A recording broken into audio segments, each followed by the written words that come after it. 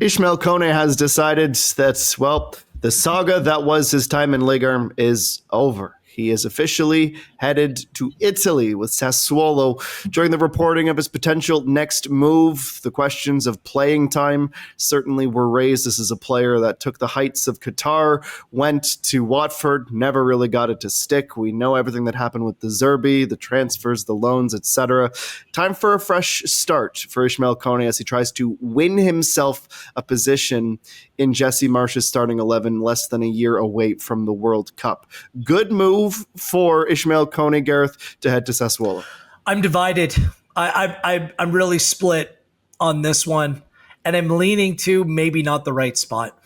Hear me out here, because I think Ismael Kone is essential. Like, he's a potential X factor for Canada and Jesse Marsch next summer. So this is an all-important move for Ismael Kone over the short term, but more importantly for him over the long term as well. What I do like, he's remaining in a top 5 league, going to be playing top competition. I really rate Serie A. I think it's a really good league, about 10 teams deep that are really solid, that are going to test and challenge opponents each and every week. I think that the style of play under Fabio Grosso suits Kone, especially being rather similar. They play a little bit more direct with wide overloads. They're not about like a patient build-up play. So that kind of suits the way that Canada plays under Jesse Marsch. And I think that there's room to play in that midfield as well. There's some interesting young players there. Thorsfeldt is the key. I mean, he was injured for a lot of last season when they went on and won Serie A B. So there's definitely a spot, a place that you can vision him playing. This is my concern. Being mired in a relegation battle isn't easy. And oftentimes managers who preach process turn to be a little bit more pragmatic in the end. They start out the gate. I believe they play like Napoli, Lazio, Inter for a club that has the 5th shortest odds to be relegated next year. There's been a bunch of turnover in the team. A bunch of players have left the club as well. So they and Kone need to hit the ground running. For me, I think what Kone needs more than just the, hey, get on the field and play right away, he needs a place where he can call home. This is his 5th club in 4 seasons. I mean, that's a lot of change for a 23-year-old who's being questioned, who's fallen out of favor by his national team coach. I think he needs to go to a place where someone's going to put their arm around him and cultivate that talent, which is plain for all of us to see. So, yeah, staying in a top 5 league is great. I just wonder if there were maybe teams in Holland or other leagues like similar to that where he could have played and maybe grew in confidence and built up a more significant role rather being kind of thrown to the fire right away. So we'll see. I think it could really go either way, and we'll see how it all plays out.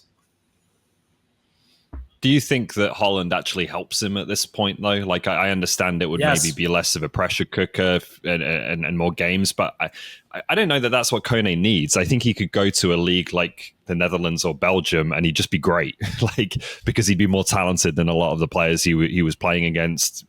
More, I think, of a natural athlete than a lot of players in those leagues. I do like this. I think it might not be the worst thing in the world for him to be at a club that does have a bit of a battle where he has to take on some responsibility in that battle.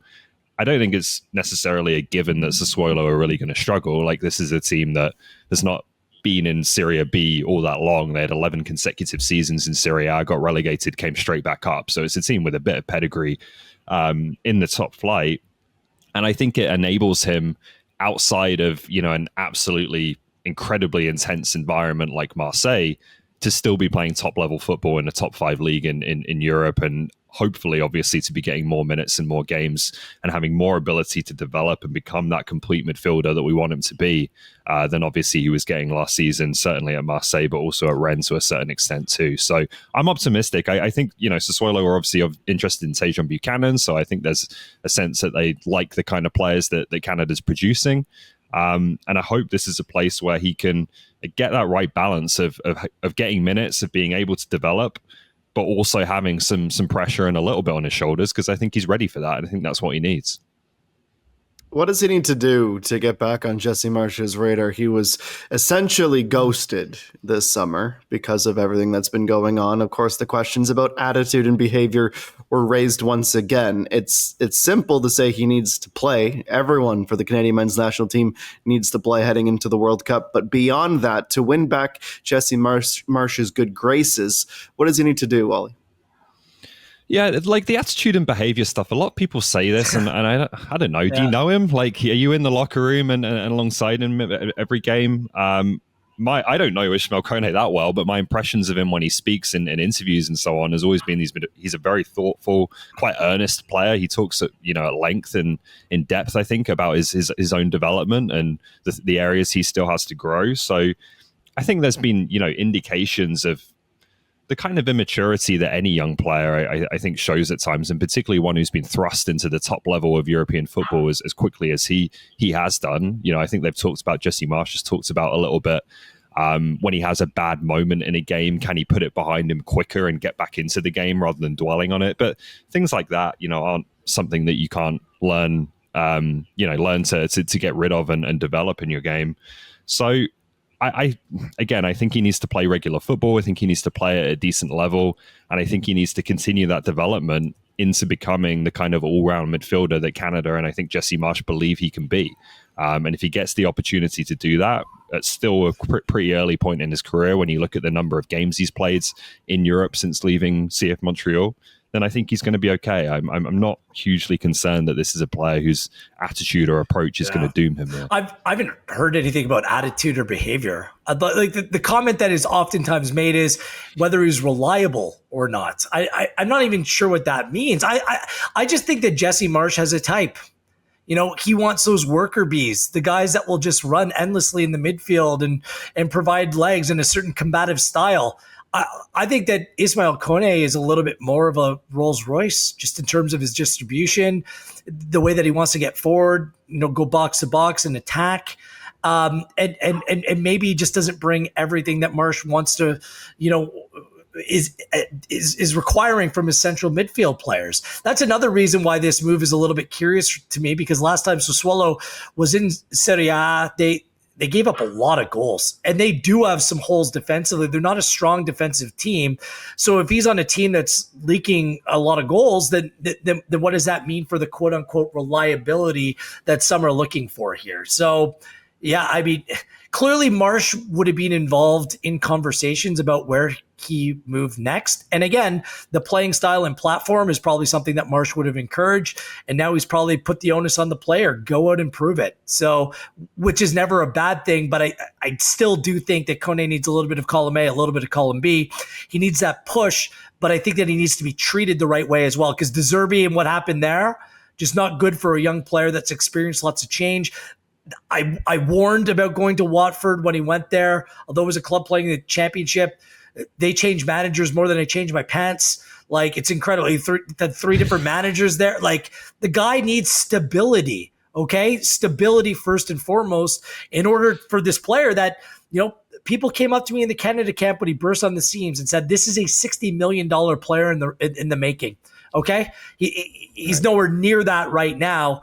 But if that talent is there, then he needs the right manager to bring it out of him. But what I would, just to add very quickly, what I also hope is that as much as he, can become a more rounded player, a more complete player, I hope we don't coach out of him the improvisation, the creativity, the ability to do things off the cuff. There are countries around the world, including the one south of the border, who are desperate for players who can do that stuff. We are very lucky that we have a few of them, and I hope we don't lose that in the pursuit of making players more kind of well-rounded and complete products. I can't believe he didn't come on against Guatemala, and he was used so sparingly this summer. I don't know. With all due respect to some of the other competition for central midfield places, I mean, I think Kone has the ability to be better than all of them.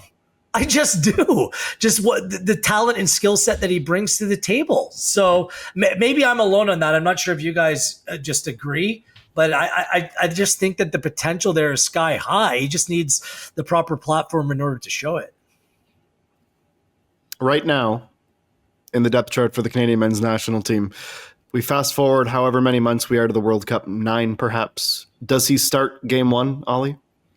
I hope so, because I think I still think Stefan Eustáquio gets a little bit underrated in terms of his importance, despite the years of demonstrating it. And I think he was missed in the summer, so he's still the number one guy on the central midfield depth chart for me, and it would take a lot to dislodge him. But I certainly think as good as Nathan Saliba is, and as well as Mathieu Chonière at times has played, and he can obviously do a job in different ways, Kone has the highest upside, is the most talented of that group. And I think Canada is in its best place if he is ready to start the first game of the 2026 World Cup. To answer your question, Adam, does he start the first game of the World Cup? I'm going to say no, because I don't think Jesse Marsch will start him. But the way I look at it, Ollie's right. Eustáquio, pretty much a lock. I would like to see it be a 2-horse race between Saliba and Kone, because I think that those two players are the best fit. Interestingly, although Ollie said, well, Kone doesn't have anything to gain playing in Holland or a place like that, we'll see if playing for a top club in Belgian football can really help Nathan Saliba make that transition. I don't think that Kone has made that firm jump yet to that next level. So I do think it would be interesting to see if Kone was at a similar club, to see what the outcome or output would be. That's where typically I think I would have liked to have seen him, but he's gone to a different place, and let's just hope it works out.